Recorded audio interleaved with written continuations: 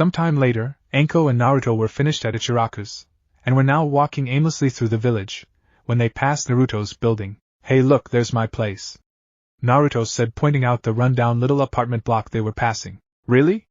Well, how about you show me your place then? I could use a drink after all that ramen. Sure, Chan, come on, he said excitedly, grabbing her hand and leading her up the stairs to the third floor and to his door. When they got there, however, it was kicked in and covered in demon-related graffiti. Naruto sighed. Damn it, not again. Wait here for a sec, he said wearily as he walked into the apartment and surveyed the damage. All of his furniture had been either slashed or broken.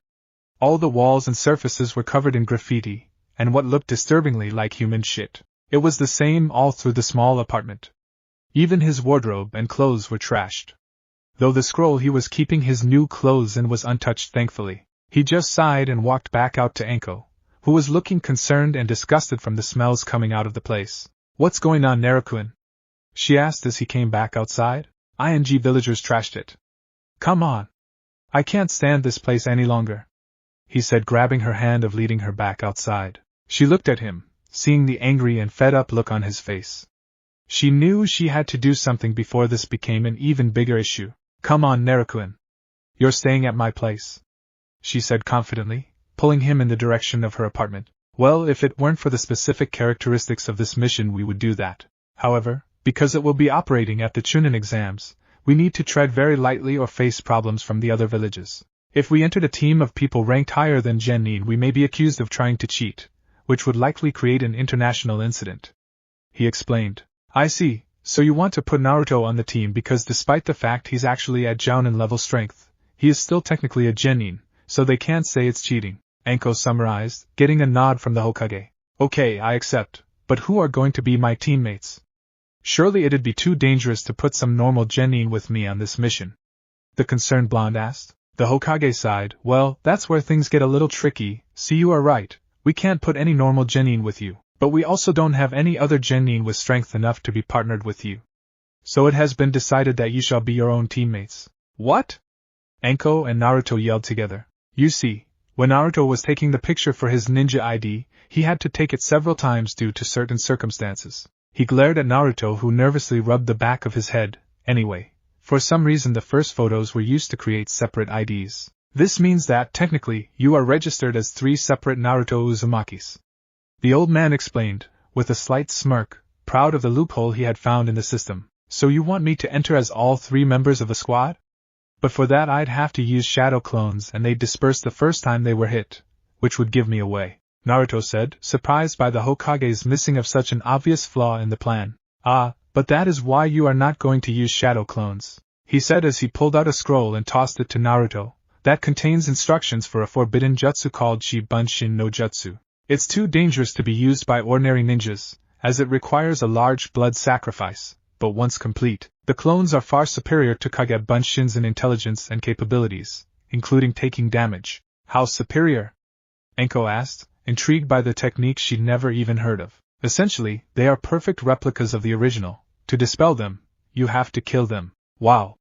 Anko and Naruto exclaimed together. Yes, but as I said, due to the blood sacrifice requirement, they are totally impractical for any normal ninja. And of course, thanks to the fox, I am far from an ordinary ninja. Okay, so when do we do this? He asked, half nervous, half excited for the chance to prove himself with such a difficult mission. You shall begin straight away. The exams are in a month's time and we have estimated that it will take that long to safely drain the required blood, whilst allowing you to be strong enough to do some intensive training. So every day, you will report to the hospital after your training and have some blood extracted. Hopefully your healing will have you back at full strength by the time you wake up the following day, Sarutobi explained. So I assume that my role in this will be to continue Naruto-kun's training up until the time of the exam. Anko guessed. Mostly yes, however you will also be acting as one of the supervisors for the exam, the second test, he said with a grin that was matched by Anko. The second test? Oh, thank you, Hokage-sama. I'll make sure it's a good one, she said with an evil glint in her eye. Naruto shivered seeing the look in his girlfriend's eye. This gonna be a long couple of months, he thought to himself. Later, Naruto and Anko are waiting at one of the village's training grounds. Why are we here, sensei? Why don't we go to our usual training grounds? Naruto asked, his patience running thin. Because I'm not going to be training you today, Instead you are gonna be working with one of the other Jounin instructors. Anko explained. Naruto sighed. He's not like Kakashi team, is he? He asked. No, I sure as hell am not like that lazy bastard.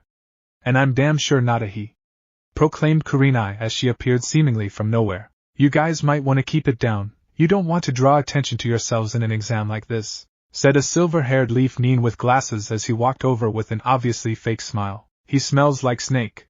And since Inchan and Orochimaru team are the only snake summoners, he must be a spy for that traitorous bastard. Now, how can I take him out without getting in trouble or alerting anyone?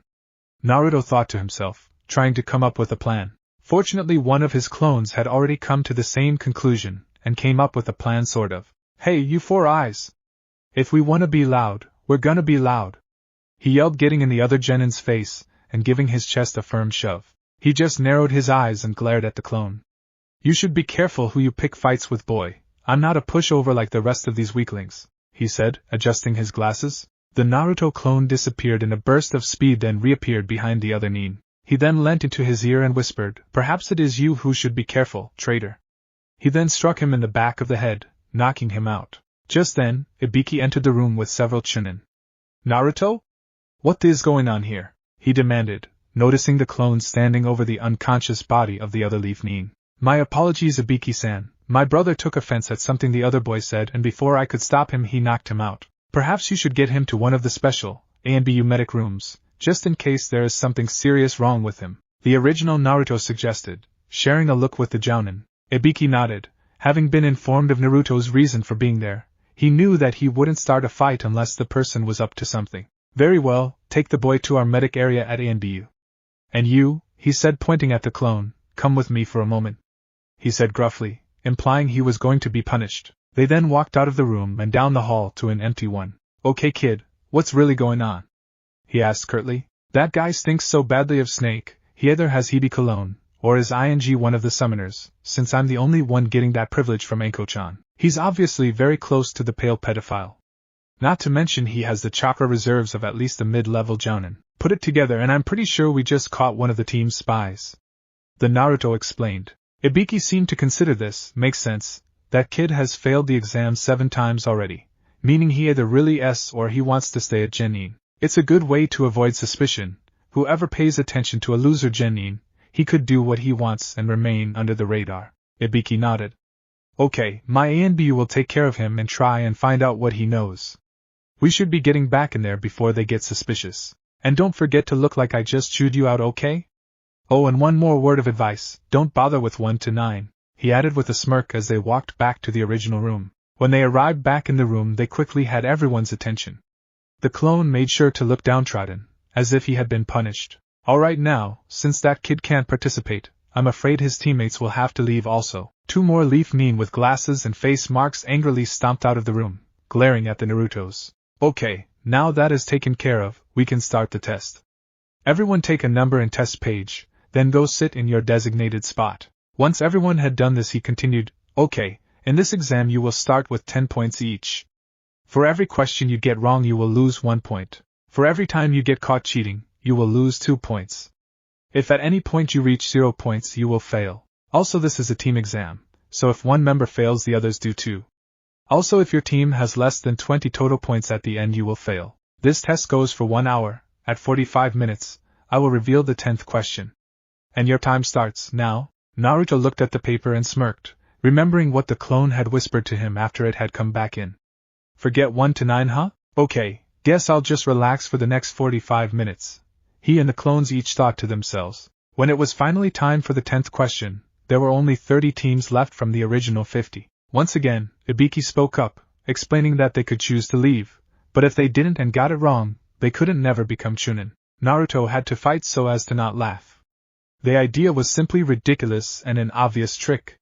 Still, it worked on some people as 10 more teams gave up. Once they were gone, Ibiki congratulated everyone, saying the final question was a test of dedication and they had all passed, therefore they could go on to the next part. Before he could properly finish, a window smashed as a big black ball flew through it. The ball then spread out and became a banner with the words, Mitarashi Anko, second exam proctor/bitch. Naruto grinned widely as Anko stepped out from behind the banner and struck an intimidating pose. Okay maggots, Meet me at training ground 44 in 15 minutes, or you fail, she yelled. Immediately they all took off of the room, leaving just Anko, Ibiki and the Narutos. So Ibiki, how did my little students do?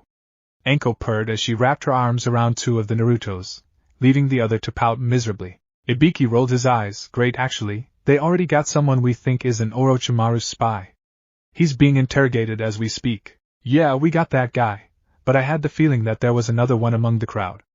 But this one is much better at concealing his presence, one of the Narutos said seriously, getting nods of agreement from the other two. Alright Naruto-kun, keep an eye out, see if you can find them during the next part, and take them down. Once you've got them, flare your chakra and me and some ANBU will come collect them. But be careful, you've already made yourself a bit of a target so a few teams will probably be seeking you out.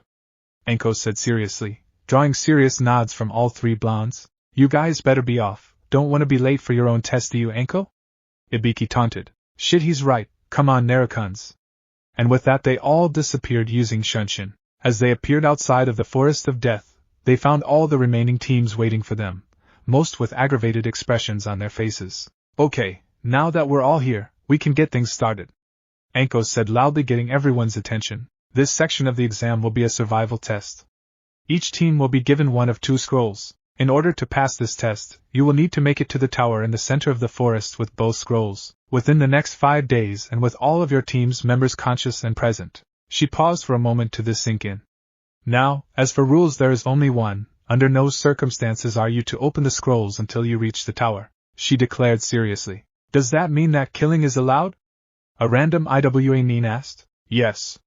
And as such, you will all have to sign one of these waivers saying that the village is not responsible in the event that death should occur, Anko said as a generic chunin began handing out the forms. 15 minutes later, all the teams had collected their scrolls and were waiting at their gates, when they opened and the test began. Team Naruto immediately leapt into the forest and split up, having decided that they would most likely be able to handle anything they came across by themselves. The real Naruto soon came across a team from the Hidden Rain village, all wearing respirators and what appeared to be yellow pajamas. Man, I am so glad Anko-chan knocked some sense into me about my clothes. I'd hate to look as ridiculous as you guys. The blonde declared as he appeared in front of them. What was that, you Konoha punk? Yelled one of them. Oh, I was just thinking how thankful I am, that I don't look as stupid or weak as you guys. He teased with a flat expression on his face. Enough of this. Kill the bastard, ordered the obvious leader of the group. Naruto smirked and disappeared using Kurenai's jutsu as they leapt at him. What the?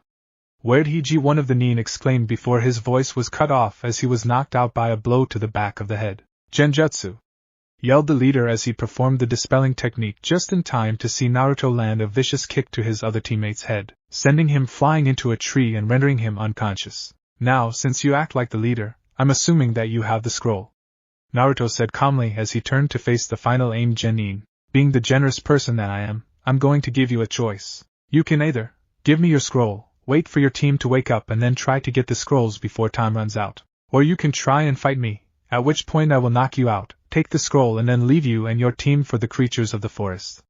So, what's it gonna be? He asked, still using his calm, flat tone. The frightened Nin quickly pulled out his scroll and tossed it to Naruto. Good choice, Naruto said, catching the scroll and disappearing. Well, how about that? He laughed triumphantly when he realized they had given him the scroll he needed. Oh well, I guess I should still stick around out here for a while longer in case any. Suddenly he stopped as his mind was flooded with foreign memories, indicating that one of his clones had been defeated. His eyes widened as he sorted out what had happened to the clone. I'm gonna need some help, he said, releasing some chakra in his signal to Anko. Soon Anko arrived, flanked by a team of ANBU. What's going on, Naruto-kun? There's no one here? She asked, confused and worried at the expression on his face. One of my blood clones was defeated by a powerful ninja using snake jutsus, he said solemnly. Anko's eyes widened and she began to tremble lightly. What is he doing here? ANBU, go tell the Hokage what you just heard and tell him to bring everyone available here, as soon as possible.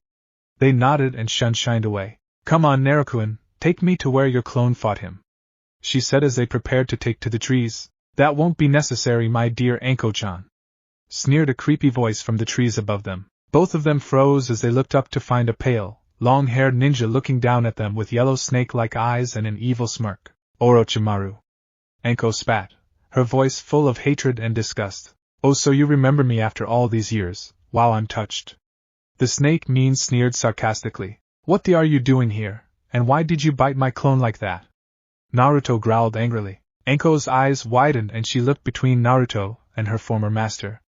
He bit your clone? She asked with fear in her voice. Yeah, he said something about giving me a gift, then his neck did this stretch thing and he bit the clone's shoulder. Naruto, and that's how he gives people the curse mark. No matter what happens, you can't let him do that to you, understand? She said anxiously. Don't worry, I won't give this sick the chance, said Naruto as he activated his chakra shroud and got into a fighting stance.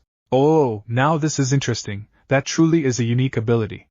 I'm glad that the reports I received about you were accurate, Orochimaru said excitedly. What do you want with Naruto-kun, you son of a bitch? Anko demanded angrily. Naruto-kun? Oh, I see, the reject and the demon boy, how cute. That'll make it all the sweeter when he comes to me for the power that this pathetic village can't give him, the Sannin taunted with a sickening grin. Like I'd ever go with a tard like you. Besides, dumbass, this village is where you got your power, how can you say I can't grow here? Naruto screamed. Orochimaru narrowed his eyes and his smirk dropped. Perhaps I should teach you a lesson for your rude little mouth, he said as he leapt towards the two. Cursing, Naruto ducked as he went for a kick that would have knocked the blonde's head off. Naruto-kun! Anko exclaimed as she charged the Sannin with a kunai and struck at him repeatedly. Orochimaru easily avoided her attacks and sent her flying with a hard kick to her ribs, causing her to land against the tree with a sickening crack. Naruto roared as he charged, swiping wildly with his chakra claws, but failing to land a hit. The other man chuckled evilly and landed a punch to the furious boy's head. The attack sent Naruto stumbling backwards, even as his shroud took the brunt of the impact. So the chakra acts as a shield as well?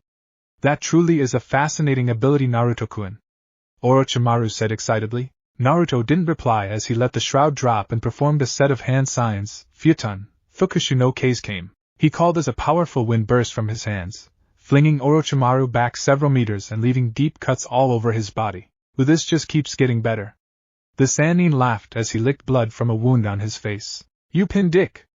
Naruto cried as he reactivated his shroud and charged the older man again. The snake user avoided the attack and punched Naruto hard in his gut, forcing him to his knees as the air was driven from his body and his cloak withdrew. I really do hate to end this so soon, Naruto-kun, but I'm afraid the others will arrive soon, so we'll have to speed things up a bit, he stated as he leaned down, preparing to bite the boy's neck and give him his mark. Get away from him, you bastard! Anko cried as she desperately leapt towards her former master, kunai poised to attack. Orochimaru growled angrily as he was forced to move away from Naruto to avoid his former student's attack. I've had enough of your interference. Juinjutsu, sure! Immediately, Anko screamed and dropped to the ground, clutching her shoulder as pain ripped through her entire body. Naruto, who had finally recovered from the snake nin's powerful punch, hurried to her side. What the did you do to her? He roared as his girlfriend continued to writhe in agony. The man chuckled evilly. I activated her curse mark, she'll be dead within 5 minutes, he said with his voice full of pride and amusement at seeing his former pupil screaming in pain. You bastard! I'm going to kill you! The enraged blonde cried, reactivating his cloak and charging once more. Really? I'm disappointed, using the same technique again, even though it failed the last 2 times. I hope you're a better learner than that, the Sannin said condescendingly as he, again avoided all of Naruto's attacks and knocked him back with a hard blow to his chest. Damn it, he's right. I need more power, he thought frantically. Wait, that's it. Kyuubi. Give me your chakra now, he demanded internally. Kid, I don't think that's wise, we don't know what might happen if you used my chakra at this point, the demon replied calmly. I don't care, if I kill this prick, Anko-chan might live. I need your power now, he yelled. Naruto, please don't do this, their muse dash. I don't have time for this. Give me your chakra now, he screamed, cutting off the demon. Fine kid, here you go. But don't say I didn't warn you, Kyuubi said worriedly as he began to feed his chakra into Naruto's network. Oh god, the power. It's incredible. More Kyuubi, give me more, he said as the chakra began to leak from his body, forming a new, blood-red shroud, complete with 4 tails at the back. Naruto, stop. You're taking too much, your body won't be able to handle the strain, Kyuubi cried, trying to reach the power-crazed boy, but he was too far gone in pain and blood to heed the warning. Roaring loudly, he began forcefully drawing on more and more of the Kyuubi's chakra. The ground began to quake and winds ripped around the area violently, as a fifth, then sixth tail formed in the cloak. What have I done?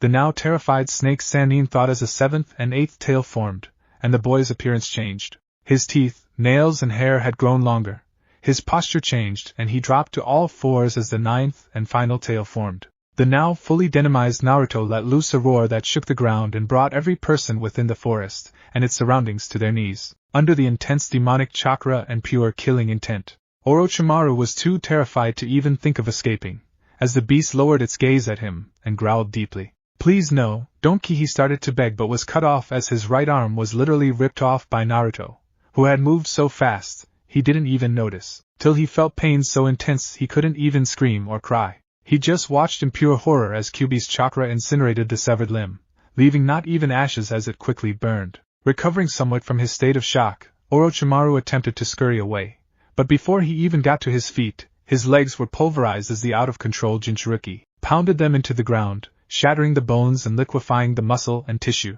This time the wounded Sannin was able to let out a guttural scream as he looked down at the piles of pulp that used to be his legs. His cry was cut short, however, when Naruto wrapped a clawed hand around his and lifted him off the ground, slamming him limply into a tree. You killed her, Naruto growled out in his demonic voice. Orochimaru's eyes widened as he felt the boy's grip grow tighter, his claws puncturing the skin and drawing blood. Now I kill you, he said as he clenched his fist, crushing his spine. Finally he ripped his hand upwards, removing the Sannin's head and killing him once and for all. His prey destroyed, the demonic Naruto slowly turned his attention back to Anko's limp form. He had been so caught up in his rage that he hadn't even noticed when she had stopped moving. He staggered over to her weakly, collapsing to his knees and releasing his shroud once. He pulled her into a tight embrace and cried out to the heavens, his pain-filled voice resonating through the entire village. Kid, she's still alive! Kyuubi cried excitedly. What? He called back as he felt for a pulse. Oh my god, you're right. It's faint, but she has a pulse. Quick, Kik, you've got to get her to the tower so the medics can help her. The demon yelled, snapping the boy out of his overjoyed revelry. Naruto nodded as he stood, picking her up bridal style. Before he could move, he was surrounded by 24 Anbu and the Hokage, along with Asuma, Kurenai and Guy. Naruto, what the hell happened here? The Hokage yelled, looking around at the damaged area, unrecognizable dismembered cops and finally Anko. I don't have time to explain fully. Orochimaru showed up, we fought, he injured Anko using her curse mark and I killed him. Now I need to get her to the hospital, so get thee out my way. He roared, stepping towards the direction of the hospital. Naruto, wait! The tower is closer, the medics can treat her there. Sarutobi said hurriedly. Fine, I'll meet you there, he said before disappearing in a burst of flames. Will she be alright, Hokage-sama? Kurenai asked worriedly. I hope so, Kurenai, cause God knows what Naruto will do if she dies. And judging by that chakra we felt earlier, there isn't a damn thing anyone would be able to do to stop him. Naruto awoke to the familiar sound of dripping water and feeling of laying in a puddle. I never did ask what this stuff is, he thought to himself as he sat up. Hey Kyuubi, how come you called me here? He asked, seeing the great fox inside its cage. Because you're dying, Kit. It answered gruffly. What? Naruto exclaimed loudly. How? Why? What the hell is going on? Well, as I warned it would, your body was unable to handle my chakra when you used all 9 tails worth, so now it has been damaged to the point that not even I can fix it using my normal methods. Kyuubi replied, mumbling the last part. Damn. Is there anything you can do? Naruto asked softly. Well, there is one option, but frankly you're not gonna like it. Naruto's head snapped up. What is it? How can you save us? He asked. The only way that I can see to save you is for us to merge completely, making you into a half-demon or Hanyu. The Demon Lord explained. What'll happen if we do that? Unfortunately, I'm not entirely sure. All that I'm certain of is that you will get all of my chakra and your healing abilities will increase dramatically, that is, assuming you don't just explode from the overload of power. Kyuubi answered flatly. Wait, does that mean I would be immortal? Naruto asked, choosing to ignore the exploding comment. No. Only full demons like me are immortal. You would just be very hard to kill, though you could still die of old age eventually. Oh good, I don't think I could stand having to watch everyone age and die while I lived on. Is there anything else you can tell me? Like what, Kit? We're kinda short on time here. The demon responded impatiently. What about my kids, will they be half demon too?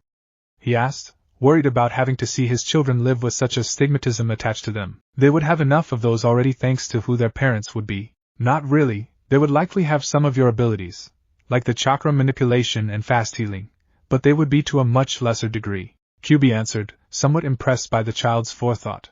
Well, okay then, I'm in. What do we do? Naruto asked, determination setting itself on his face. All you have to do is rip the seal off the gates. I'll handle the rest. Though I should warn you, this is probably going to hurt like hell.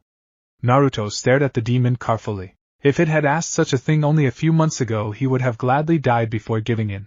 But since the incident with Anko, he and the demon had been spending a lot more time together, and he had come to trust the infamous fox as much as any of his other friends in the outside world. Finally breaking his gaze, Naruto nodded and walked up to the seal. Ready? He asked nervously, but still with the determination to live pumping through his veins. Yeah, let's do this. The fox answered. Naruto nodded again and in one quick motion tore the seal off the gates, causing them to swing open. Here we go, kid, see you on the other side. QB said as he charged at Naruto, and then he seemed to leap into him as they merged, forcing Naruto back to the conscious world. Though he didn't have time to note his surroundings, as soon he felt pain unlike anything he had ever experienced before. His entire body felt as if it were burning from the inside as the two chakras merged quicker than was ever intended by the seal. He could also feel his damaged muscles and tissue being stretched and repaired, as his body healed the damage done by the foreign chakra earlier. Soon the pain was simply too much, and he blacked out. Naruto awoke to find himself in a different room than he had been previously. Looking around, he quickly noted Anko in the bed next to his, resting peacefully, and the Hokage sitting in a chair next to his bed. Ji-san? Where am I? He asked weakly. You're at the hospital. We transferred you two here after the preliminaries for the final exam were over. The old man explained, relief clearly written in his face at seeing his young friend awake. Oh, so I take it I failed then?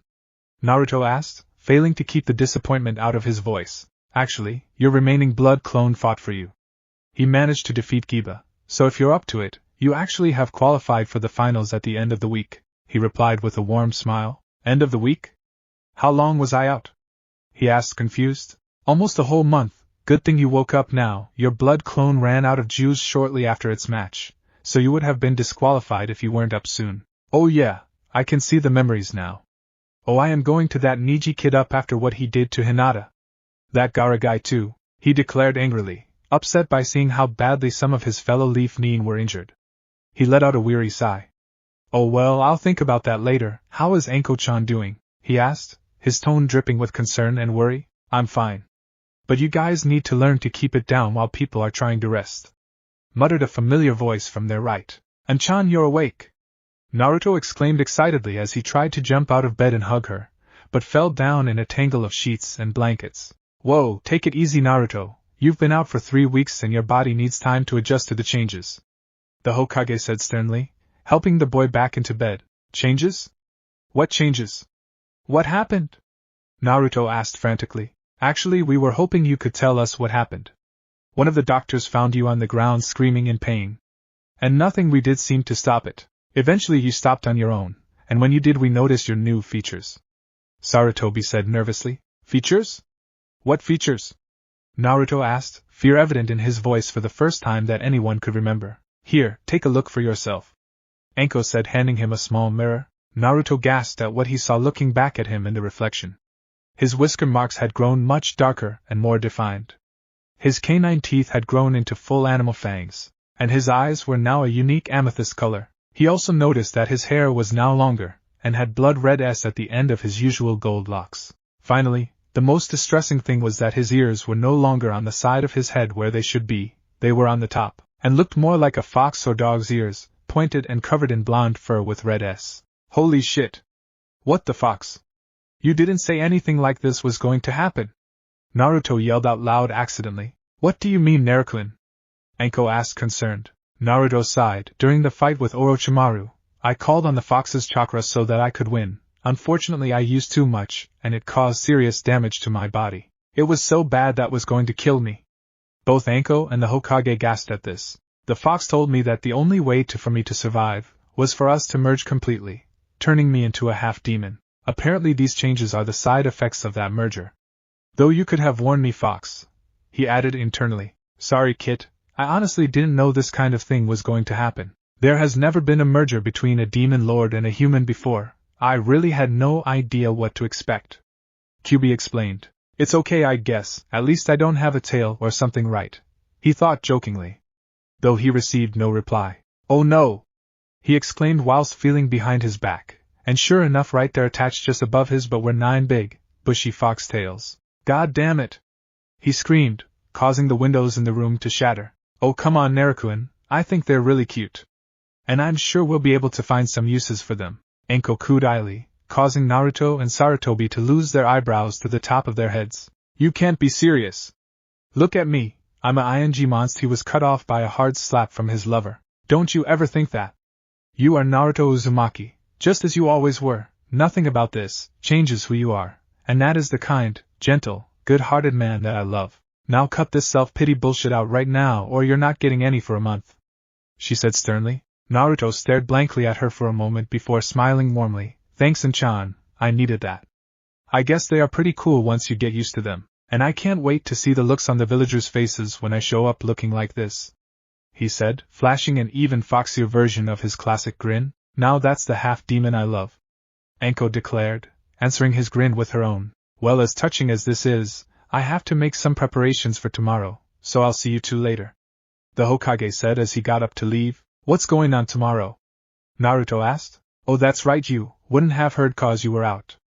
I held a poker tournament in the village a few weeks ago as a trap to lure one of my students back to the village. It worked, and as soon as she showed up, I managed to guilt her into becoming the new Hokage so that I can retire.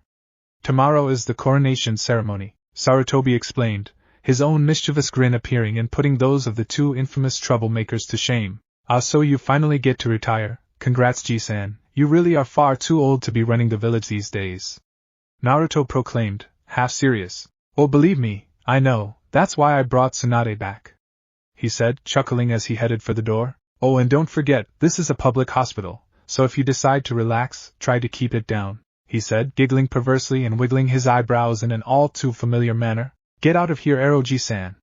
Naruto yelled at him, tossing a pillow at the old man as he ran from the room, and they both blushed at his comment. It was only a few hours after they woke that the doctors told them that both Anko and Naruto were cleared to leave. The blonde cheered excitedly and rushed to the door, literally ripping it off its hinges. Naruto-kun! What the hell did you do that for? Anko yelled. Naruto blushed and rubbed the back of his head. Sorry, I guess merging with Kyuubi made me a lot stronger than before.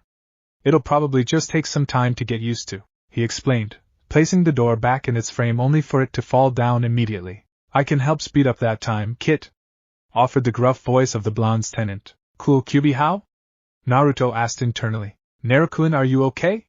Anko asked, concerned by her man's sudden silence. Huh? Oh yeah, Kyuubi just said he might be able to help out with my problem. Hold on a sec, he replied as he sat down on one of the beds. So what do we do, Kyuubi-sensei? He asked respectfully. Not we, Kit, I can't do anything anymore. You've got all my power, remember? The demon corrected. Right.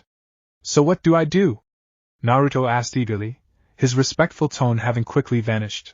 Well, I think the easiest and fastest way for you to get control is to restrict the amount of power that is active in your system, then increase how much you have, as your control gets better. Sounds like a good plan. How do I do it? Through your tails.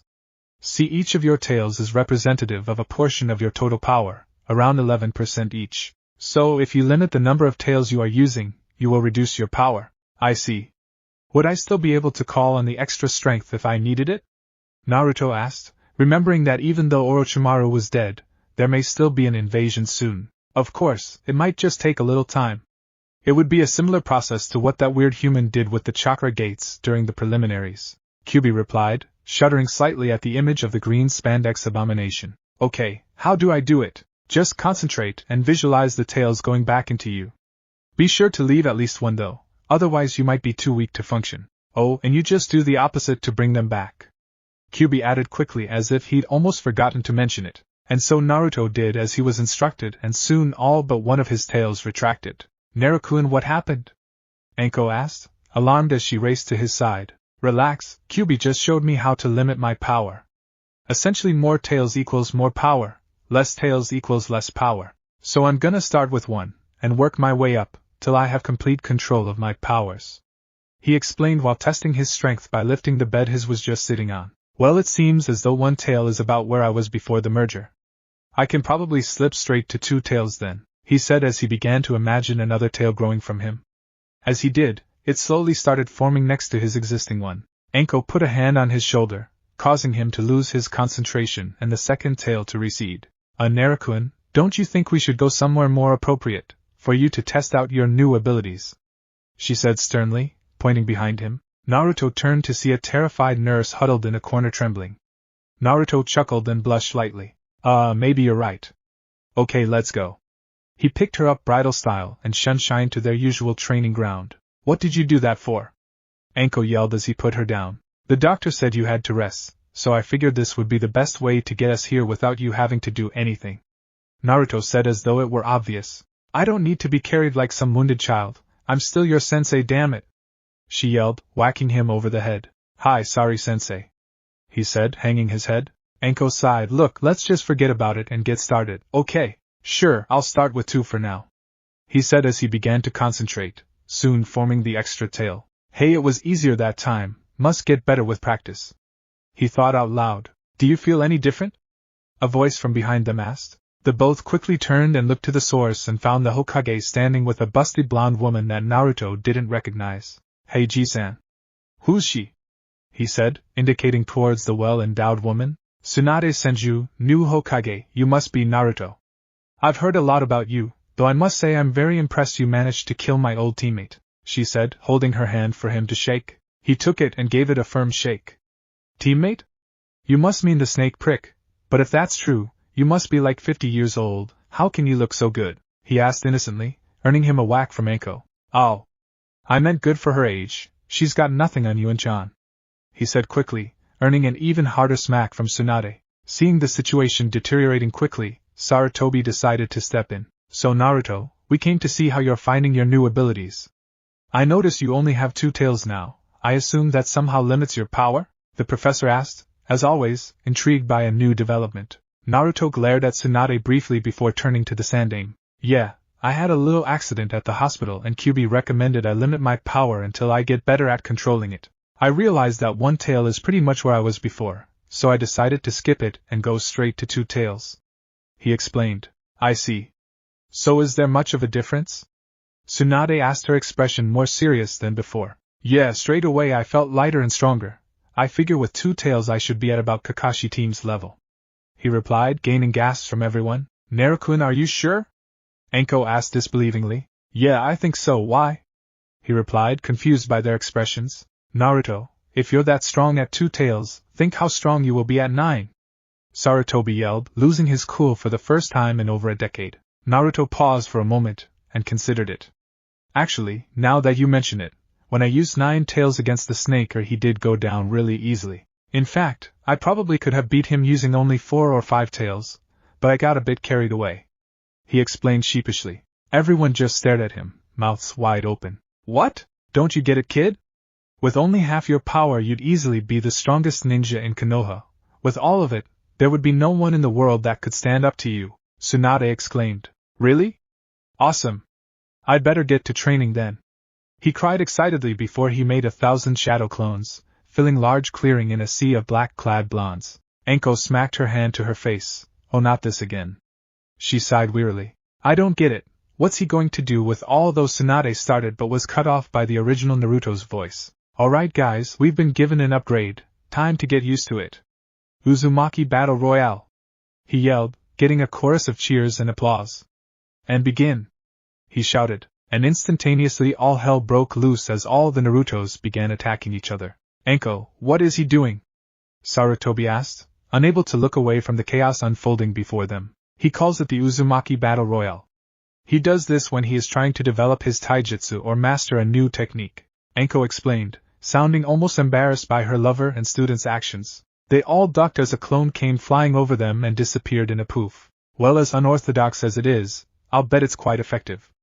Especially since the original learns everything the clone does when it's dispelled, Tsunade said as they continued to watch the battle, all of their faces holding blank expressions. Yeah, but it wears him out pretty good.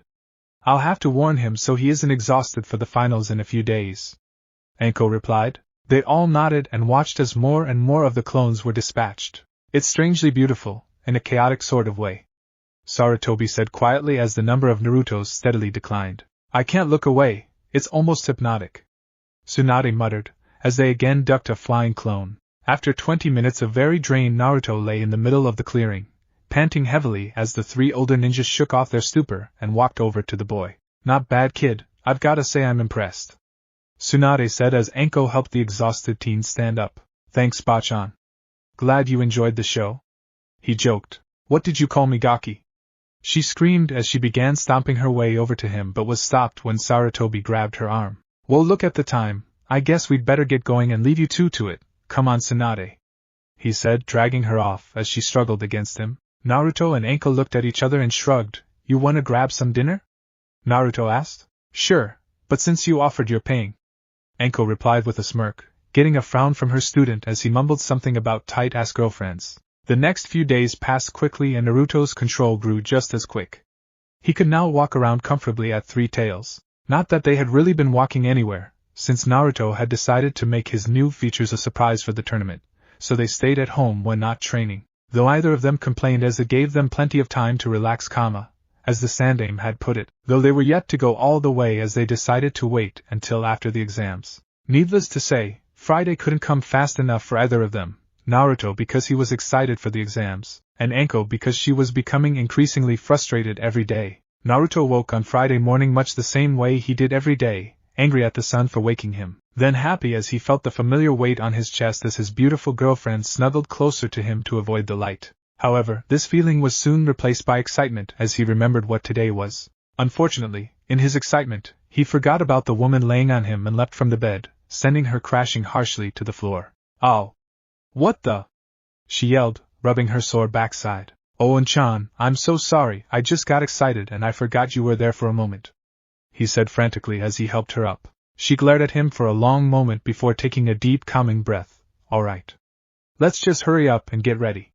You don't want to be late, do you? Oh shit! You're right, he cried, disappearing into the bathroom, causing the door to slam loudly as Anko chuckled at his antics. Half an hour later, they were walking towards the stadium where the exams were to be held. Naruto had carefully tucked his tail into his pant legs, not that it was really helping them to avoid the usual glares and comments. Some people had even taunted him by saying the Hyuga would kill him in their match. This just caused both of them to laugh as they knew even with him holding back to one tail as the Hokages had requested, Niji didn't stand a chance. Eventually, they made it to the stadium and Anko jokingly gave him a kiss for luck before she went to sit with the other senseis and he went to the arena floor to await the start of the tournament. Hey guys, Anko greeted as she sat down next to Kurenai in the stands. She noticed that the members of each team that didn't make it were here with their senseis. Ah, it's the crazy chick from the Forest of Death, what are you doing here? Kiba yelled, earning him a smack from Kurenai. She is here to watch her student, just like the rest of us, Asuma said while trying not to laugh at the boy's comment or punishment. Excuse me, Anko-sensei, but who is your student? Asked Hinata quietly. Why, the very person who is going to win this whole tournament, who happens to be the same person that beat the crap out of Dog Boy of there, she said, smiling proudly and pointing at Kiba. The students all stared at her for a moment before it clicked who she was referring to. Naruto-kun? Hinata gasped quietly. Anko raised an eyebrow at the girl. Naruto-kun? I'm pretty sure I'm the only one who gets to call him that, she said accusingly. Wait, you don't mean you and him are? Kiba started, but was silenced by another smack from Kurenai. Whether they are or aren't, that is their business, now quiet down, it's starting, Kurenai said, pointing to the arena floor where the proctor was beginning to speak. Anko tuned him out as she looked at the Hyuga girl who seemed to be on the verge of tears. Wow, she must really like Naruto-kun, too bad for her I got there first. Still, maybe I should say something to her. She looks like she has enough confidence issues as it is, she doesn't need this added to them. She leaned over to the girl, who was on the other side of Kurenai. Hey kid, don't feel too bad about Naruto-kun. After certain events he grew drastically, you'd be better off looking for someone your age. Besides, back at the preliminaries it seemed like that Aburaim kid had taken a shine to you. Hinata stared at her disbelievingly. Shino? Are you sure? She asked quietly. It's true, Hinata. Shino may not be the most open guy out there, but during your match with Niji, he was practically a nervous wreck. I actually had to stop him from jumping down and attacking him. Kurenai added. She had realized what Anko was doing and was glad to see it, She had always thought that Shino was a better match for the quiet girl anyway. The young Hyuga didn't reply, she just sat there considering what had been said. Eventually she nodded confidently. Thank you, Anko-sensei. I wish you and Naruto happiness in your lives together, she said genuinely, causing both older women to smile and nod. Niji Hyuga vs. Naruto Uzumaki. Let the first match begin, cried the proctor, immediately gaining the attention of the three distracted kunoichi. The announcement to begin was made. Niji slipped into his family's famous fighting stance, but Naruto just held his hand up. Hold on, before we begin there is something I need to let out, the blonde said as he began undoing his belt. What the hell, Uzumaki? We don't need to see that. Keep your pants on, the shocked and disgusted proctor yelled. Naruto just rolled his eyes and continued undoing his pants. Once he was done, he lowered the back slightly and a single blonde-haired, red-ped tail emerged, sticking out from the split in the back of his coat. He also let his ears, which had been pressed flat against his head, stand up. Ah man, that's so much better. Naruto cooed happily as his tail waved excitedly behind him. Is that a tail? What the? Did he always have that? Kiba yelled loudly. Just what kind of freak are you, Uzumaki? Niji spat condescendingly. Naruto raised an eyebrow. You know, for a guy whose whole inbred family has no pupils, you're not very accepting of people's differences, he replied with a toothy grin. This caused Niji to growl angrily, just as the crowd all finally seemed to snap out of their shock at the same time. This led to a deafening roar, as people shouted everything from look how cute that tail is to kill the demon, with the latter being far more popular among the native villagers. The chants all turned to cheers however, when Niji had finally let his anger get the better of him and charged Naruto, swinging at him wildly, well as wildly as one can using a dance-like fighting style. Naruto easily avoided his attacks, causing the Hyuga to get angrier and his attacks to get even sloppier. Come on, princess, I'm sure you can do better than that, the fox boy taunted as he grabbed Niji's wrist and flung him over his shoulder with ease. You pathetic worm, I am the elite of the Hyuga clan. I cannot be defeated by a loser like you, he cried before charging again. Naruto again grabbed his wrists, though this time he pulled him in close to his body. You're an elite? That's funny, I thought it would be the dozens of Jounin or Chunin they have, or at least someone from the main branch. Niji growled furiously and struggled against the blonde's grip. How dare you, but he was cut off as Naruto viciously slammed his forehead protector into his nose, shattering it, and sending blood spraying over both of them as the Hyuga stumbled backwards from the impact. Naruto didn't give him time to recover as he kneed the other boy in the stomach, forcing him to keel over and cough up blood. Naruto leaned close to Niji's ear and whispered so only he could hear, "This is what happens to fate-obsessed pricks like you who hurt those that care for them." He then stood and delivered a hard axe kick to the back of his neck, sending the Hyuga crashing to the ground and knocking him out instantly. The proctor quickly checked on Niji, before standing and facing the stunned crowd. Niji Hyuga is unable to continue. Winner, Naruto Uzumaki. Instantly the crowd exploded in an uproar, and whilst most of it was negative demon-related jeers, Naruto noticed a number of people who were applauding and cheering for him. Well, it's not much, but it's a start, he thought to himself as he walked back to the fighters' area. The next fight saw Shikamaru Nara defeated by Sabaka no Temari, though it was only because the shadow user submitted whilst he had the upper hand, claiming that he was out of chakra. This match was followed by Shino Abirame vs Sabaka no Kankuro.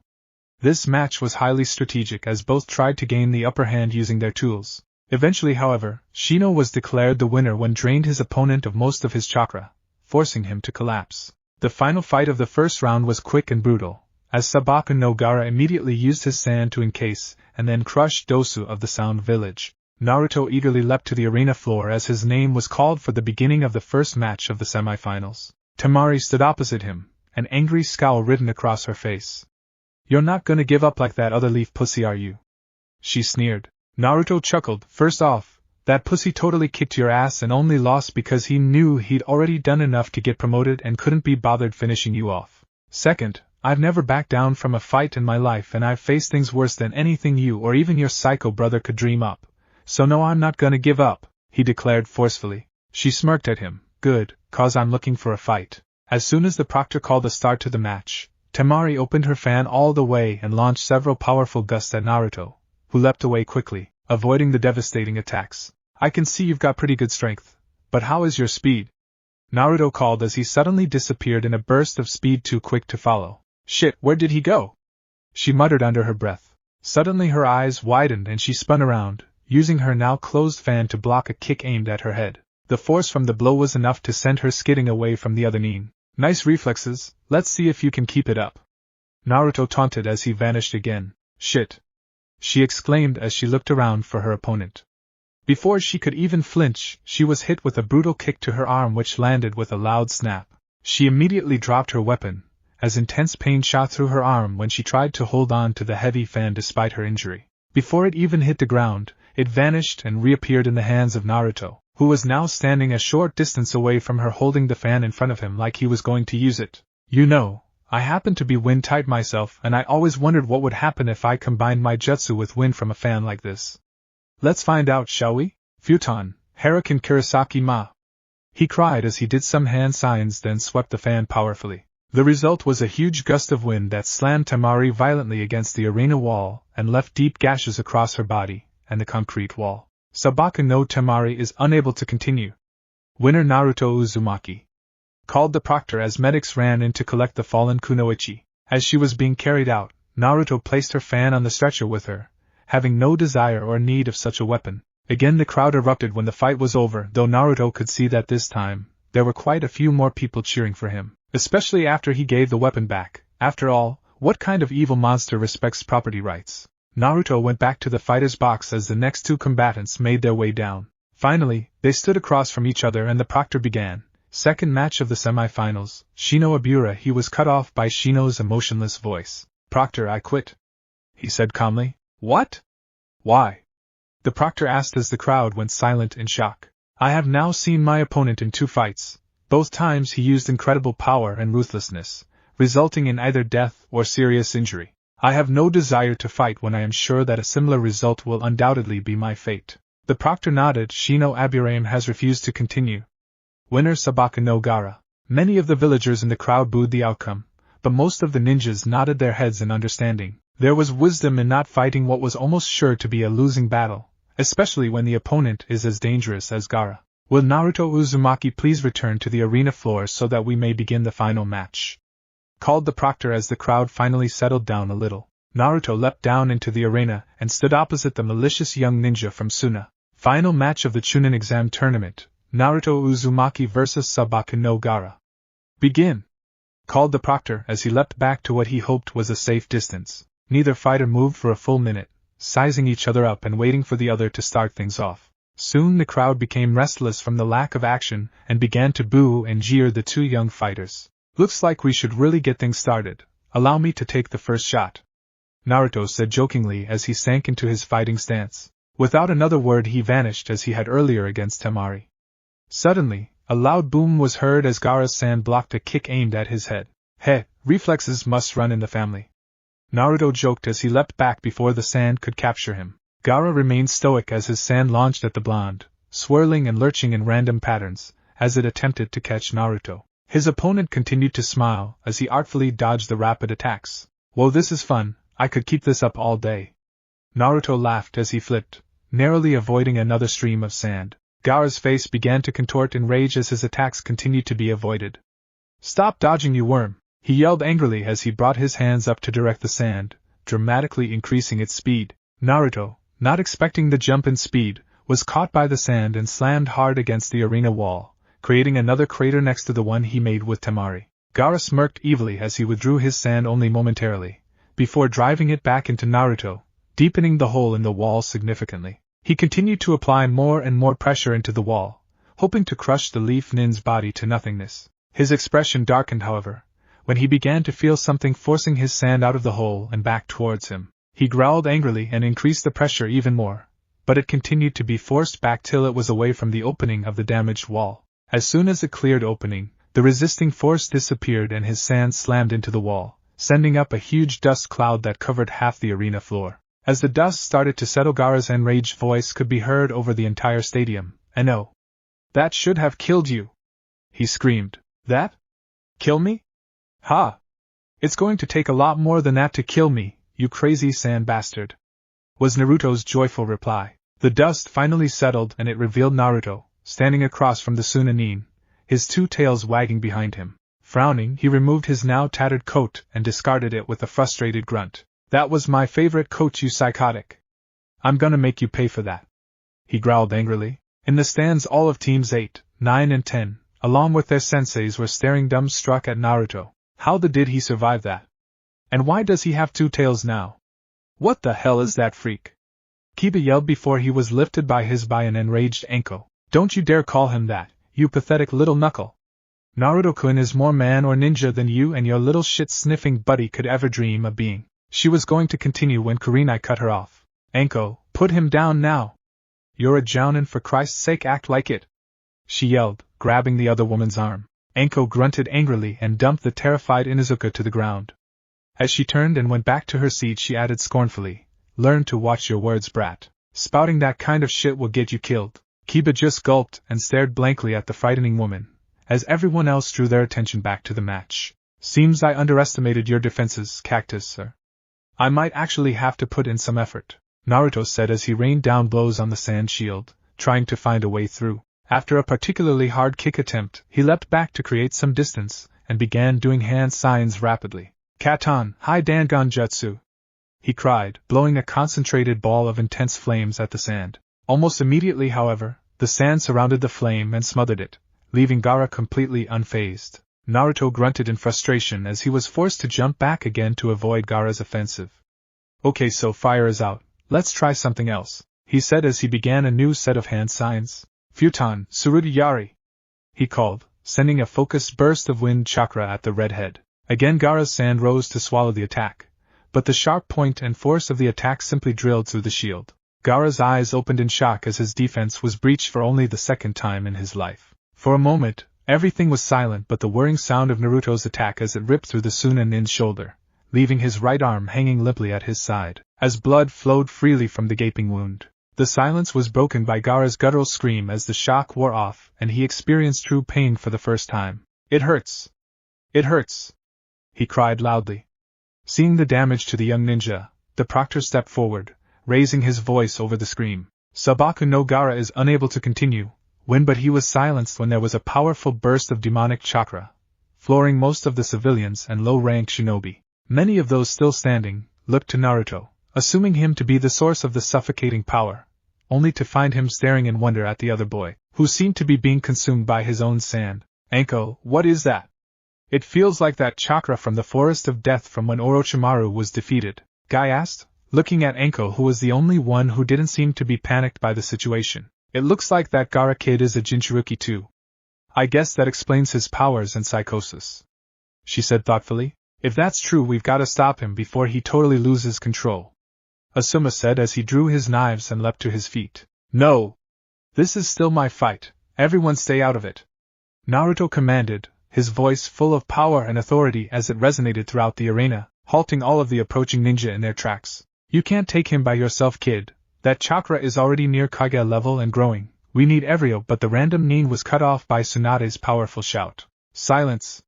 Naruto is right, the match is still going, and until one party is defeated, no one shall interfere. The new Hokage commanded forcefully. Sarutobi smirked and nodded to his student. He's all yours, Naruto. Just try to keep the collateral damage to a minimum, okay? Naruto laughed and gave a foxy grin. No promises, Ji-san. You know how these kind of things go. Naruto-kun, just hurry up and beat this sandball's ass so we can go do lunch. I'm starving over here. Anko called out with a huge grin on her face. Yeah, keep your top on, actually scratch that, lose the top. Naruto replied, wiggling his eyebrows in an imitation of a certain perverted old man. Anko chuckled, maybe later, but only if you make this interesting. You don't get a show like this every day, I want to see something special. Of course, my Heim. Naruto replied with a low bow to his girlfriend. Anko was going to reply, but was cut off by a demonic roar from the now raccoon-shaped, sand-covered Gaara. Blood! Mother calls for all of your blood! He screamed hysterically. Naruto quirked an eyebrow. Mother? Oh well, let's do this thing, he said calmly, as he began to concentrate. Almost immediately, 2 extra tails sprouted from his back and his chakra pressure exploded, sending many of the remaining Genin and Chunin to their knees. Is that the Kyuubi's power? Kurenai asked as she struggled to breathe under the pressure. No, it's different. Kyuubi's chakra was always dark and malevolent. This, whilst incredibly powerful and intense, seems warmer, almost comforting, Guy said as he stared at Naruto, who was now surrounded by his blue chakra shroud. That's because this is Naruto-kun's chakra. When he used Kyuubi's chakra in the Forest of Death to kill the snaker, it somehow caused the two of them to merge. So now Naruto has all the power of Kyuubi, but it's his chakra, not the demon's. Anko said proudly, whilst looking on happily at her student and love. So, judging by that chakra you're a Jinchuruki, yes? And since you use sand, I'd say you've got the Ichibi in there. Naruto said curiously. That's right, and now Mother is calling for your blood. The demonized Gaara roared. Yeah, see the problem with that is, I'm the container for the Kyuubi, and I now have all his powers, so there is no chance in hell you can leave a dirty smudge on me, let alone draw blood. Naruto taunted calmly, getting into his battle stance. Demon Gaara, who was still only a little larger than he was normally, roared furiously and leapt at the half-demon. Naruto easily blocked Gaara's sand-covered arm with his own chakra-encased one. Told ya? He said before launching a chakra fist into Gaara's face, sending him hurtling backwards into the wall with a mighty crash. Before he could recover, he was driven deeper into the wall when Naruto stomped both feet into his chest, then kicked off into a graceful backflip. Gaara coughed up blood and growled angrily, before leaping out of the hole and swiping at the blonde with his sand claws. Again Naruto stopped the attack, this time by catching the wrist of the sand creature. I wonder how good your regeneration is in this form. The Konoha Genin pondered out loud, then smirked wickedly and placed his other hand on the shoulder of the same arm. Let's find out, shall we?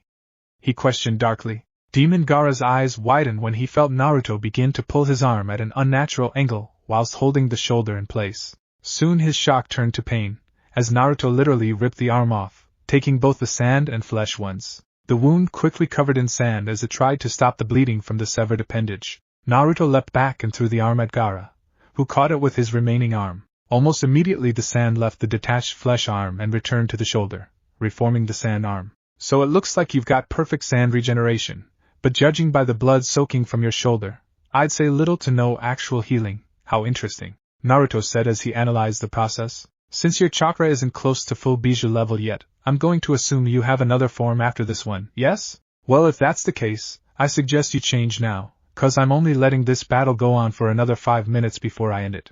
So you might as well go all out in those 5 minutes, not that it'll make boy difference of course.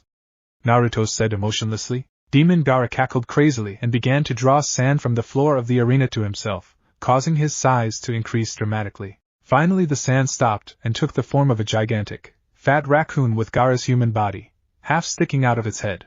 Ninpo, Tanuki Nairi no Jutsu, the redhead called before slouching over in a deep sleep. Yahoo! I'm free!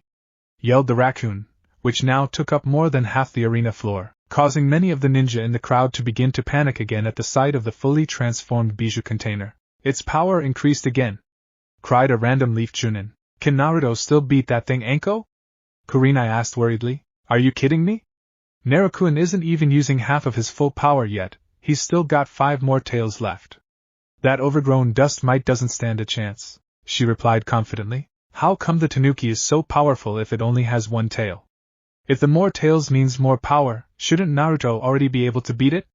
Asuma asked. Anko shook her head. No, Naruto explained it to me once. Whilst the tails represent a percentage of the demon's full power, they actually give no indication of the demon's total power.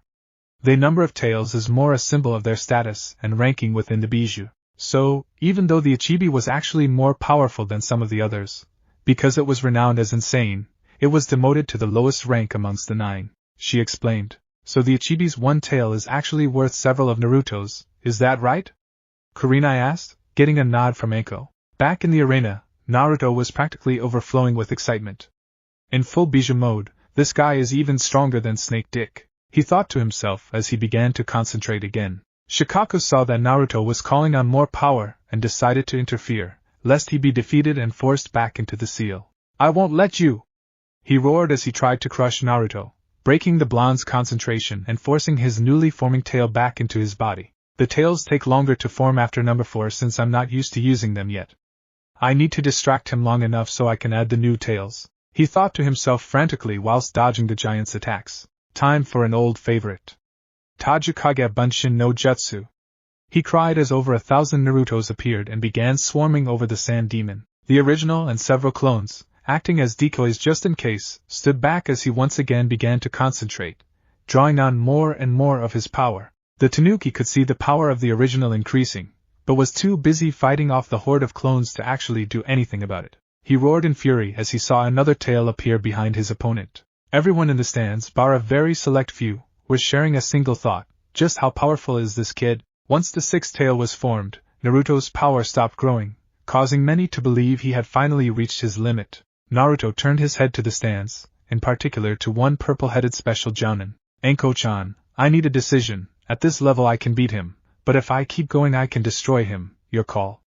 Long and interesting or quick and painless? Which do you want? He asked seriously. Everyone still conscious in the stadium darted their wide eyes to the woman in question, who was sitting in a thinking pose pondering the decision. Finally she snapped out of it, and a huge grin appeared on her face. How about one more tail?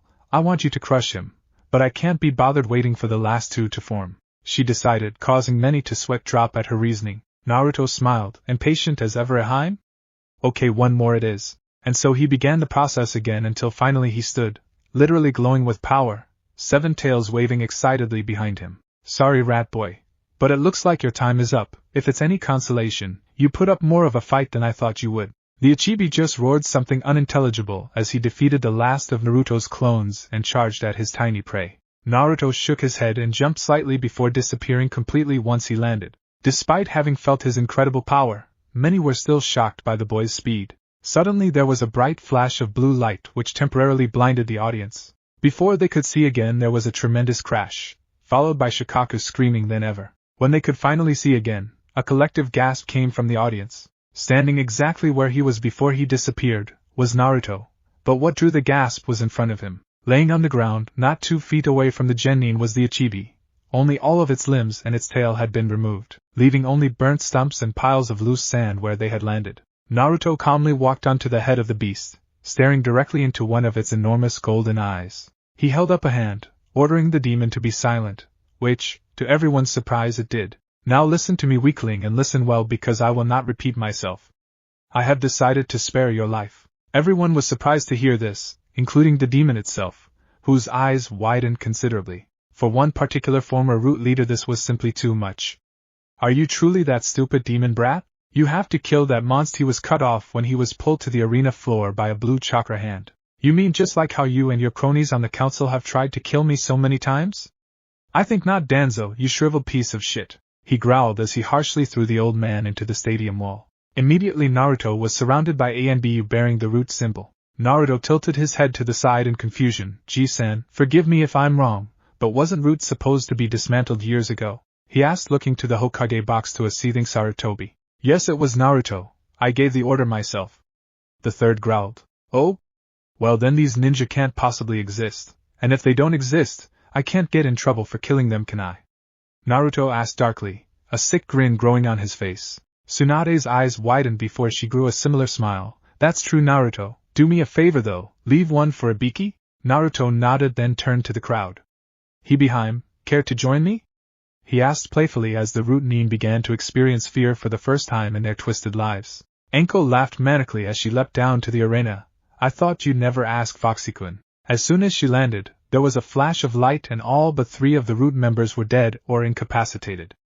I'll leave the rest to you while I deal with Sandy. Anko grinned and nodded as he walked back to the still grounded Ichibi. Now, as I was saying, there will be some strict conditions to you being allowed to live. 1. You stop trying to take over and let the poor kid sleep. 2. You can remain in contact with him but only as a helpful advisor or, should things go well, a friend. 3. You shall assist Gaara in any way you can, provided he agrees to it first. If I hear that you have breached any of these conditions I will extract and kill you. Don't doubt me on this. Kyuubi has shown me numerous means of extracting a bijou whilst leaving the container alive. Do you understand, Ichibi? The demon closed its eyes and reluctantly nodded.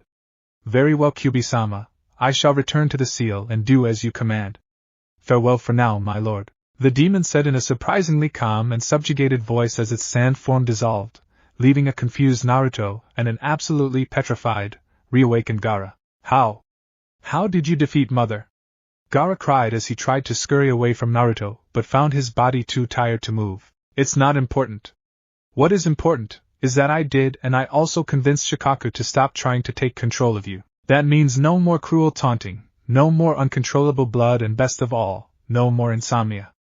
Naruto explained happily. Gaara stared at him in shock. Is that true? he asked, with a glimmer of hope in his expression. It's true, young one, the new Kyubi-sama convinced me to return to my seal and stop trying to take over. In fact, if you'll let me, I will actually be helping you out from time to time.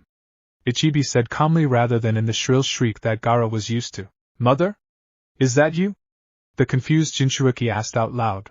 Ichibi isn't your mother, Gaara. It just told you that to make you easier to control. But now you don't have to worry about that, Naruto said. Gaara looked at him with tears in his eyes. Thank you, Kyubi-sama. I hereby pledge my undying allegiance to you, Gaara declared solemnly as he bowed low to Naruto, pressing his head to the ground. Naruto was going to tell him not to when he realized that the second his head touched the ground, Gaara was asleep. HMPF, I guess when someone says you can sleep after a lifetime of being awake, you don't waste any time. He turned around to find Anko cleaning off her kunai and standing over the bodies of her 3 rude members. Come on, Inchan, let's go, I could really use a nap right about now, Naruto said wearily as 3 of his tails receded, leaving him with 4. Eager to get to bed for your reward, eh? Why, Naruto-kun, I do believe I'm beginning to rub off on you, she replied idly. Sensei, you know the rules, not until we get home, Naruto replied in a playful scolding voice. Well then, let's hurry up, she said excitedly as she leapt into his arms and he performed his flaming shunshin. Naruto, wait! Yelled Tsunade and Sarutobi as they leapt down to the arena floor. Oh well, I guess we can do the ceremony later, the third said calmly, straightening his robes. I don't see why not, Tsunade agreed with a shrug.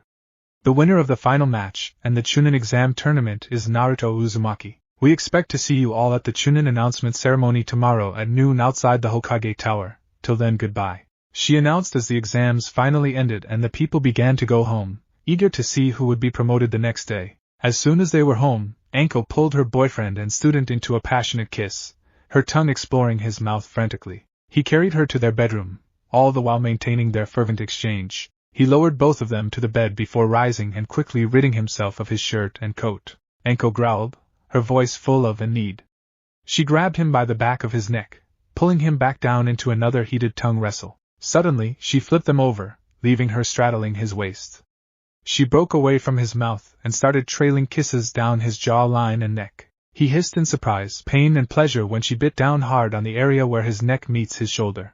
Naruto then dispelled the killing intent, grabbed his vest and walked calmly over to stand by Shikamaru and Shino, who were both trembling slightly from the outburst. Damn, Naruto, don't you think that was a bit much?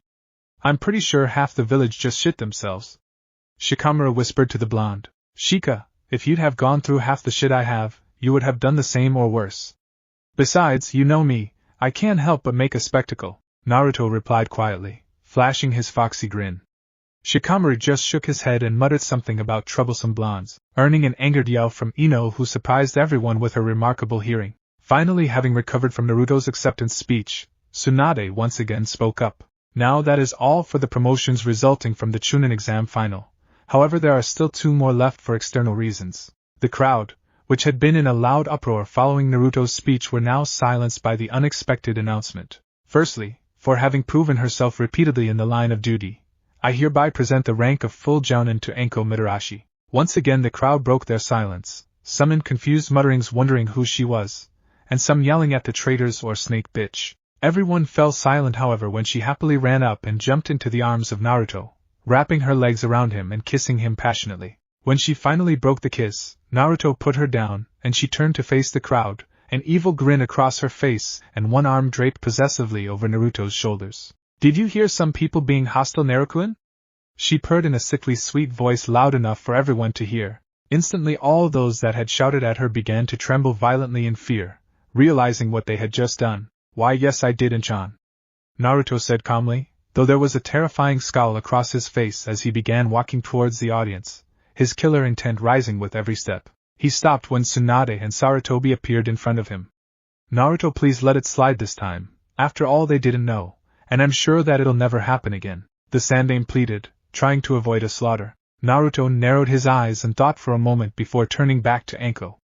Your call, Haim, he said simply. Everybody's eyes widened at this. Anko's reputation said she was hardly merciful at the best of times, let alone when she had been personally and publicly wronged. Anko took on a thoughtful pose for a full minute. The fact that they didn't know we are together hardly excuses their behavior. Many nervous people begin to panic at this point. However, Seeing as today is supposed to be a celebration, I think we can let it slide this once," she declared cheerfully. Naruto nodded and walked back to her, slinging one of his arms around her shoulders and bringing her in close to him. Everyone visibly relaxed at this, and almost everyone vowed to never do anything that might piss off those two again. A few, however, renewed their vows of hatred and vengeance towards the demon, and it's, well, as exciting as this has been, there is still one more promotion to be announced today, Tsunade said, gaining everyone's attention as no one could guess who this one would be. For the capture and successful interrogation of a band of enemy ninja, which provided information regarding an attack on this village, as well as for defeating and killing Konoha's greatest traitor and enemy, Orochimaru. The entire crowd erupted in cheers and celebrations at hearing this, till once again Tsunade spoke up, silencing them. "As I was saying, for those reasons and many more, I give the rank of Special Jounin to Naruto Uzumaki." There was stunned silence throughout the entire village for a full minute as the information digested. Then, suddenly, there was a shout of "yeah" from Anko as she once again pulled her man into a deep kiss. After the silence was broken, the entire crowd erupted in applause and cheers, and even the occasional wolf whistle. The crowd is silenced once more as Naruto freed himself from Anko's grip and walked to the front of the stage, turning to face the broadly smiling Hokages. Everyone waited on bated breath, eager to see what the unpredictable blonde would say next. "Does this mean I don't have to wear the vest? 'Cause green totally clashes with my outfit," he asked calmly, causing everyone to either sweat drop or burst out laughing. "Well, it does," he muttered before Anko once again glomped him, this time knocking them off the edge of the stage and into the hysterical crowd. "Those two outrank us?" Shikamaru asked Shino disbelievingly, getting an equally disbelieving nod from the stoic Aburaim. It has been 6 months since the end of the Chunin exams.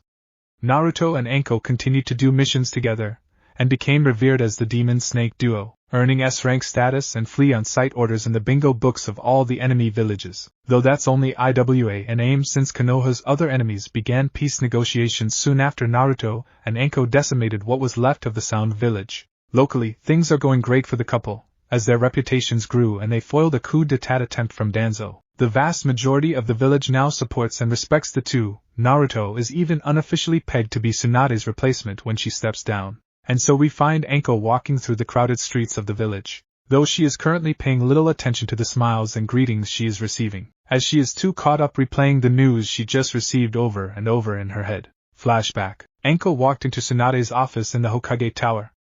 "Ah, Anko, feeling better are we? I was somewhat worried when Naruto left alone this morning cause he said you were feeling sick," the busted blonde stated as she saw who had entered her office. "Actually, that's why I'm here. See, I've been feeling sick for a few days now and you're the only one I trust to check me out," she replied. "Oh, okay. Well, I've got some time before my next meeting so I guess I can have a look now." "What seems to be the problem?" she asked as she got up and walked over to the younger woman. "Well, I've been throwing up a lot and having some weird mood swings, well, weirder than usual." Tsunade raised an eyebrow and Anko sighed. "I know, that's what I thought too, that's why I wanted you to be the one to check," she explained. Tsunade nodded and did some hand signs, covering her hands in a pleasant green glow. She then passed the hands over Anko's body. Her hand stopped over the woman's abdomen, and eventually the glow faded and she took her hands back. "Well, it looks like you were right. You're definitely pregnant. About 2 months, I'd say." Anko nodded and sat down in one of the chairs in front of the Hokage desk. "And is everything okay with it?" she asked nervously. Tsunade sighed, understanding the unasked question. "Well, it appears to be healthy and developing normally, though it has quite a large chakra supply for this stage in the pregnancy. But the chakra is definitely human, not demon. And at this stage, there are no extra appendages," she said confidently, putting a comforting hand on Anko's shoulder. "You're sure?" she asked worriedly, receiving another nod from Tsunade. "Oh, thank God," she said relieved, as she sat back in the chair and began to rub her abdomen where her baby is. "Congratulations, Anko. I can't wait to see the look on Naruto's face when you tell him," Tsunade declared with a bright smile on her face. And flashback. What the hell is Naruto going to think? I mean, I know he's always wanted a family, and he is always saying how he wants to be with me forever, but he's still technically 13 for S sake. Oh God, what if he doesn't want it? What if he doesn't want me anymore cause he thinks I've ruined his life? What if he Her panicked thoughts were cut off when she was struck from behind and knocked out. "Good, Kisame, now let's get out of here before someone gets brave," said one of her attackers while the other one, Kisame, slung her limp body over his shoulder. "Okay, Itachi, keep your cloak on. The bigger of the two replied jovially, before they both disappeared, leaving a street full of stunned and frightened villagers. Stunned because of what happened, and frightened of what Naruto is going to do when he finds out. Someone tell the Hokage! A random onlooker yelled. Naruto had a bad feeling when he arrived back at the village. He didn't bother stopping to check in with the guards, everyone knows who he is, so he just headed straight for the Hokage tower, eager to report in and then check in on his love. He had been worried the entire time he was gone. Anko never refused a mission, especially a high-profile assassination like this one was, so something must be very wrong with her. And since about an hour ago, he had had this unexplained feeling, as if something really bad was happening. The result of these collective worries was Naruto bursting into Tsunade's office without bothering to knock and apparently intruding on a meeting between the current and previous Hokages. Hey Bachan, G-sen, Naruto Uzumaki reporting in, mission accomplished as planned. Crime Lord is dead, Land of Waves is free and everyone is happy. So if you'll excuse me, he said as he turned to leave. Naruto, wait. We have to tell you something.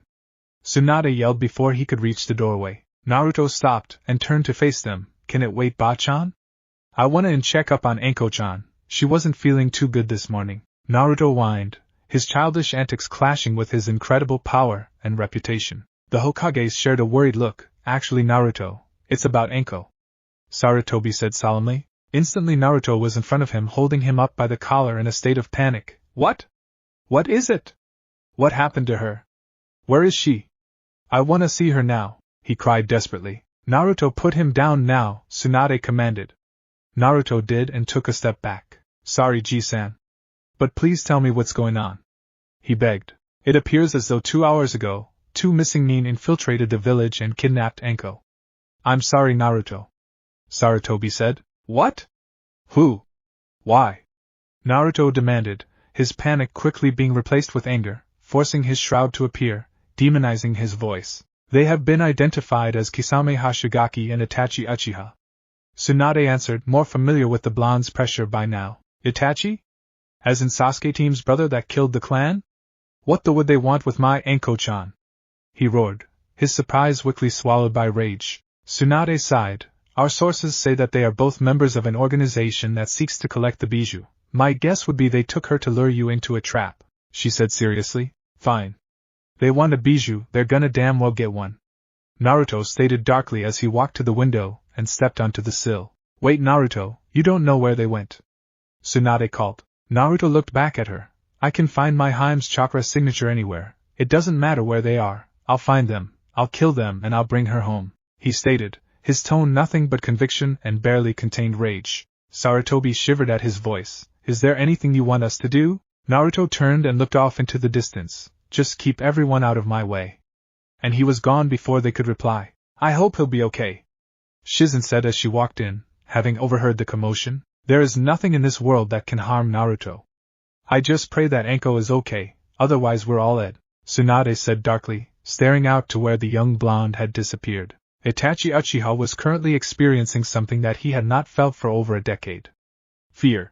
The plan had been simple: snatch the Kyuubi brat's girlfriend, lure him out of the village, capture him, take him back to the base and extract his bijou.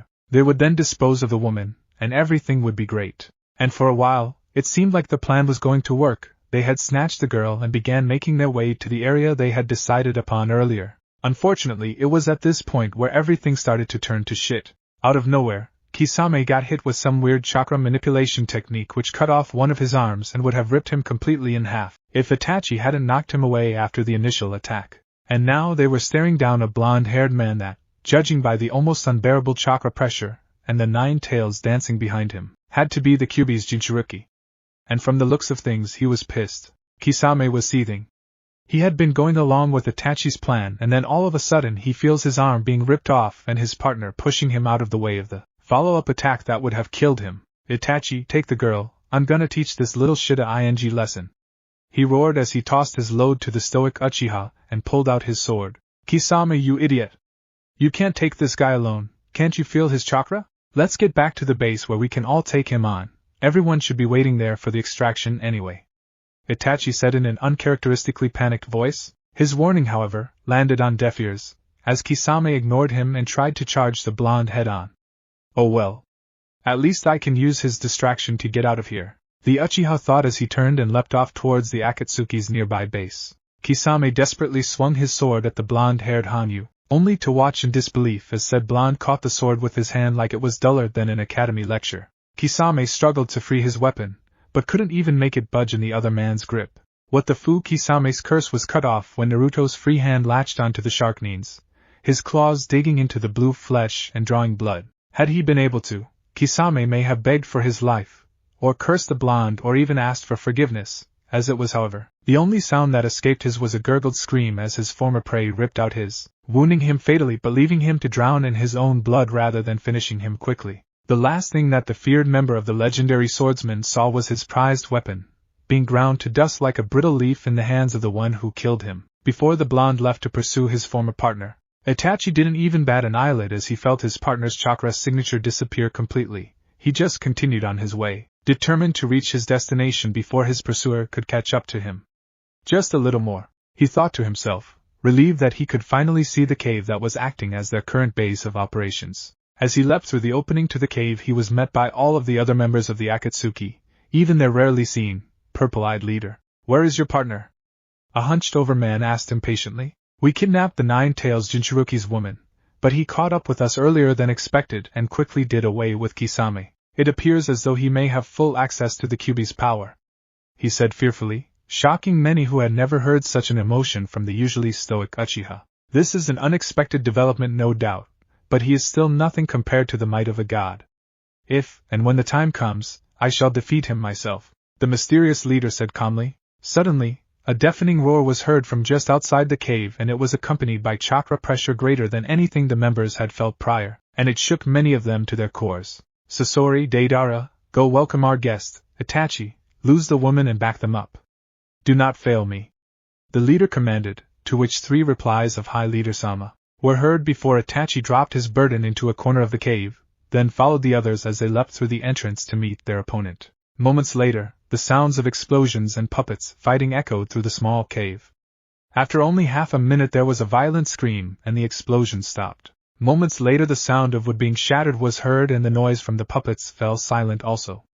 Finally there was a panicked cry of Amaterasu, followed by 2 roars, one from the black fire, the other from its intended target, blowing the flames harmlessly away from him and back towards the one that summoned them. Soon the only sound that could be heard was the agonizing screams of the Uchiha, as he was consumed by his own flames. The remaining members of the once 10-strong organization stood frozen as they listened to the horrifying last moments of one of their strongest members. The only thing that seemed to draw them out of their stupor was when the perpetrator of their comrade's death strode into the cave, with nothing to show from the battle but a slightly charred coat with a few minor tears in it. "Don't just stand there, let's get this son of a bitch," the silver-headed member cried, before picking up a 3-bladed scythe and charging the blonde. Before he even landed his 3rd step, he felt a searing pain in his chest and looked down to see his blonde enemy standing in front of him, with his right hand buried into the silver-haired man's chest, clutching his heart tightly. "Well, you're a fast one, ain't ya?" He laughed as the blonde narrowed his eyes and growled demonically. With a sudden twitch of his hand, Naruto crushed the man's heart before pulling his hand out, expecting him to fall down dead. Instead, the man just laughed. "You blondie? Jashin-sama won't let me die that easily." "Not when there are Sakrith." The man's jovial voice was rendered silent when a hand made entirely of chakra engulfed his head and completely vaporized it, leaving the headless corpse to fall limply to the ground with a dull thud. "Why you killed Haiden?" stuttered out a tall dark man with most of his face hidden by a mask.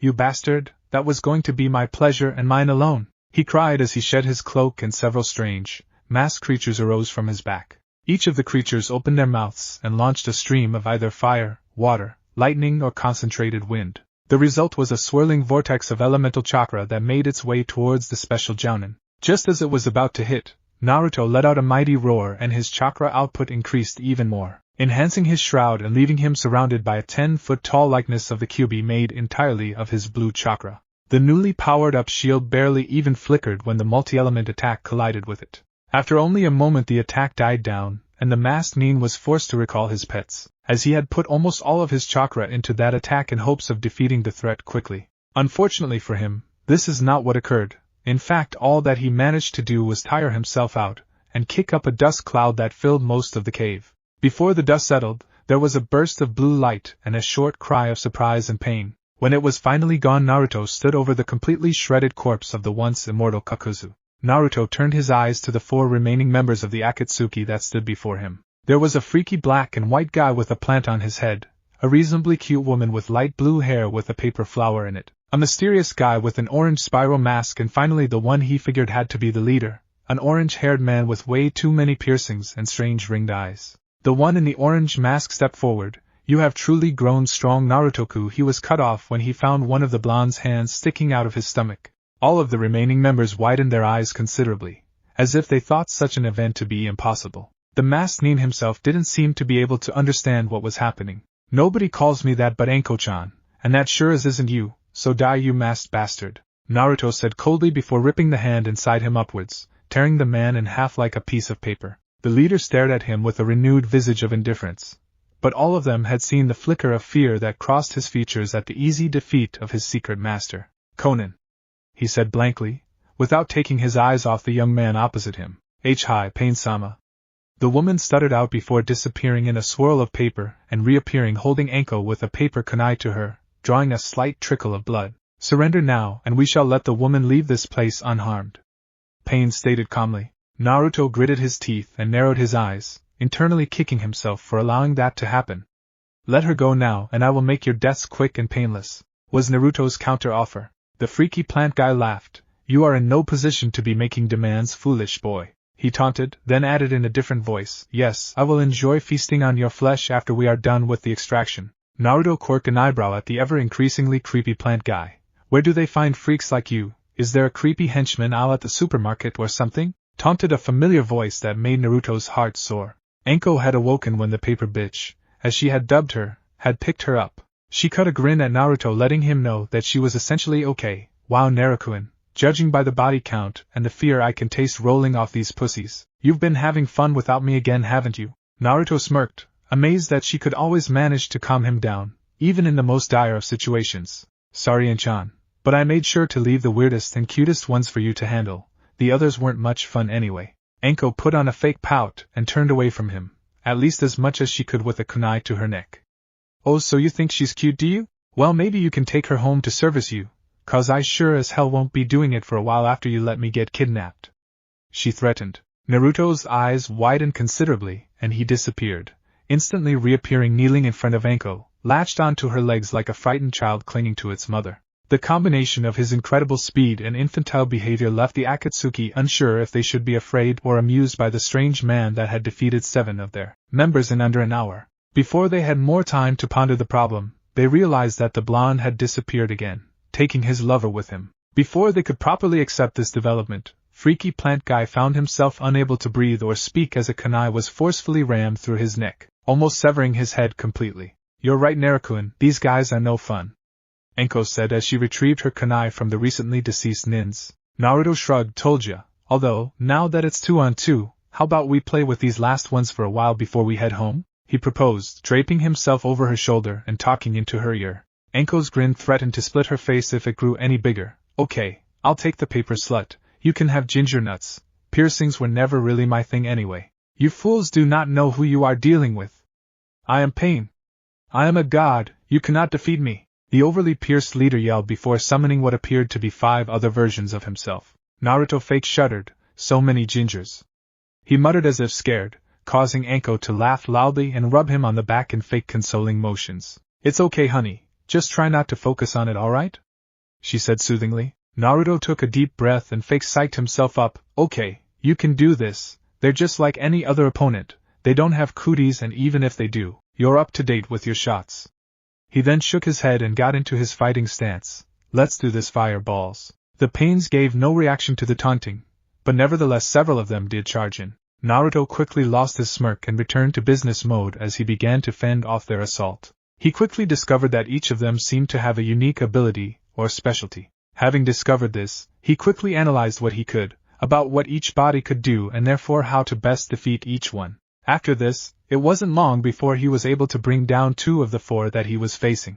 Once they were eliminated, the 2 that had previously stayed out of it became involved, one summoning strange monsters and the other launching missiles and grenades into the battleground. Having found out their capabilities, Naruto immediately made several shadow clones that he sent after the 2 long-range types, whilst he kept the two close-range types busy. Having usually relied on the other bodies to save them in close-range fights, the two long-distance specialists were soon overwhelmed and killed by Naruto's clones. Realizing that defeat was coming, one of the bodies tried to retreat while the other covered for it. Naruto quickly killed the distraction body and was soon on the trail of the final body that had fled out the entrance to the cave. Anko was becoming frustrated in her battle against the paper-wielding female. Whilst she was able to avoid most damage and even land a few solid hits on the Akatsuki member, the damage was quickly repaired. This is even worse than sparring Naruto with his damn healing.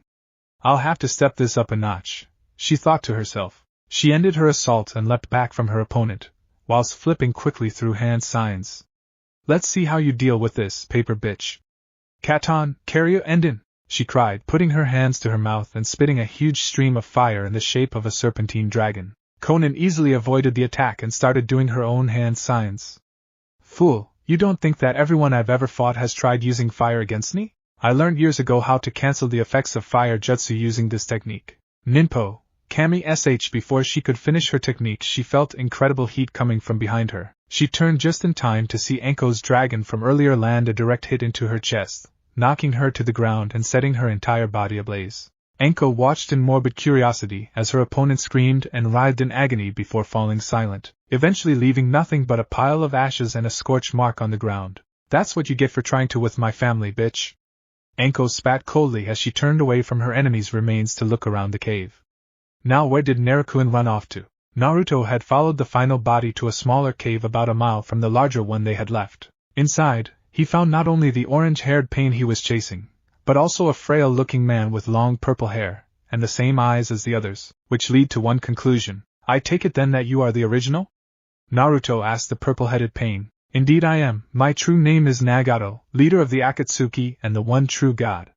The scrawny man said confidently. Look, I really didn't come here to talk. So before he finished he vanished, then re-emerged behind the final orange pain, who soon fell to the ground, his head having been torn off and crushed. Nagato gasped in shock and tried to turn and run, only to be caught and held off the ground by his Naruto's clawed hand, cutting off his air and blood supply enough to make him dizzy, but still conscious. Why you can't kill me, I am a Gigi god.